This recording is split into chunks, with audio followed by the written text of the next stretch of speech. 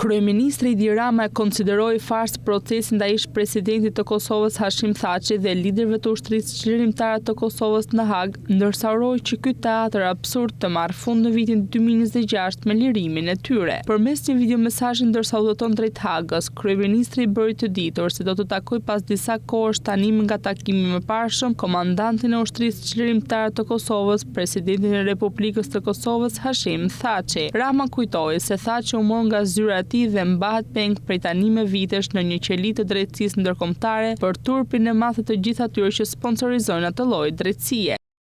Uroj, shpresoj, lutem që viti i ardhshëm të jetë viti i mbylljes së perdes së këtij teatri absurd të drejtësisë ndërkombëtare dhe i daljes nga izolimi brutal i Hashim Thaçit dhe i 3 bashkëluftarëve të tij.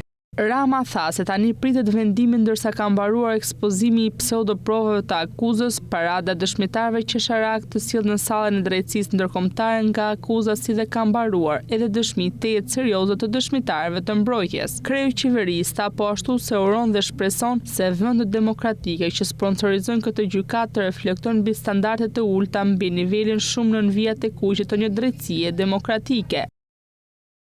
Të reflektojnë mbi standardet e ulta, mbi nivelin shumë nën